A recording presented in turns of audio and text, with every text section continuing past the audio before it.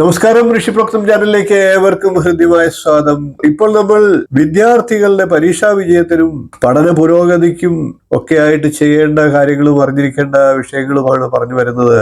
നമുക്ക് ഇന്നത്തെ വീഡിയോയിലേക്ക് കടക്കാം. ഇപ്പോൾ നമുക്ക് പൂയ നക്ഷത്രക്കാരായിട്ടുള്ള വിദ്യാർത്ഥികളും രക്ഷകർത്താക്കളും അറിഞ്ഞിരിക്കേണ്ട കാര്യത്തിലേക്ക് കടക്കാം. പൂയ നക്ഷത്രക്കാരായിട്ടുള്ളവർക്ക് അന്യദേശവാസം പറഞ്ഞിട്ടുണ്ട്. സ്വപ്രയത്നത്തിലൂടെ ഒരുവിധം നല്ല ജീവിതം ഇവർ ഫലത്തിൽ കൊണ്ടുവരാം. അശ്രദ്ധ കൊണ്ട് ചില പരാജയങ്ങളും ഏറ്റുവാങ്ങാൻ ശ്രമിക്കുന്നതാണ്.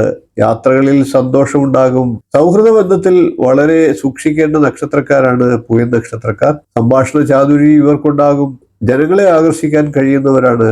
എടുത്തുചാട്ട സ്വഭാവം ഇവർക്ക് ചിലപ്പോഴെങ്കിലും ഉണ്ടാകാറുണ്ട്. മുൻകോപികളാണ് ഇവർ. കൂടാതെ പരോപകാരികളുമാണ് ഇവർ എന്നും പറയേണ്ടിയിരിക്കുന്നു. ഇവരുടെ കൂടപ്പുറപ്പാണ് രോഗക്ലേശം എന്നുള്ളത്. സ്വർണം, ഭക്ഷണം, ആഡംബരം എന്നിവയിലൊക്കെ പ്രിയമുള്ളവരാണ് ഇവർ. മധ്യവയസ്സുവരെ ജീവിതത്തിൽ ക്ലേശം അനുഭവിക്കേണ്ടി വന്നേക്കാം ഇവർക്ക്. ആശ്രയിക്കുന്നവരെ പൂയ നക്ഷത്രക്കാർ കൈവിടിയില്ല.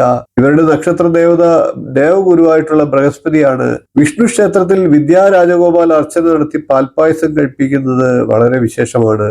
വടക്ക് ദിക്കിലാണ് ഇവർക്ക് ഭാഗ്യം. ശനിയാഴ്ച ഭാഗ്യദിനവും. 8 ഭാഗ്യസംഖ്യയാണ്. ശാസ്താവിന് എള്ളെണ്ണയും വെള്ള നിവേദ്യവും നടത്തേണ്ടതാണ്. ഓം നമോ നാരായണായ എന്ന മന്ത്രത്തെ നിത്യം ജപിക്കേണ്ടതാണ്.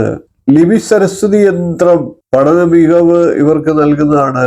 ബ്രഹ്മി അരിഷ്ടത്തിൽ ബൃഹസ്പതി മന്ത്രം ജപിച്ച് സേവിക്കുന്നത് ഇവർക്ക് അതീവ ഫലം നൽകുന്നതാണ്. ബൃഹസ്പതി മന്ത്രം നിത്യം ജപിക്കുന്നതും ഉത്തമമാണ്. 27 നക്ഷത്രക്കാരുടെയും അറിയേണ്ടതെല്ലാം എന്നുള്ള വീഡിയോ കണ്ടിട്ടില്ലാത്തവർ കാണുക. വളരെ ഗംഭീരമായിട്ട് 2 ഭാഗങ്ങളിലായിട്ട് ഓരോ നക്ഷത്രക്കാരുടെയും സമ്പൂർണ്ണ സ്വഭാവ സവിശേഷതകളും അറിഞ്ഞിരിക്കേണ്ട കാര്യങ്ങളും എല്ലാം അറിയിച്ചിട്ടുണ്ട്. വീഡിയോ നിങ്ങൾക്ക് പ്രയോജനപ്പെടും, അത് കാണുക എന്ന് അഭ്യർത്ഥിക്കുന്നു.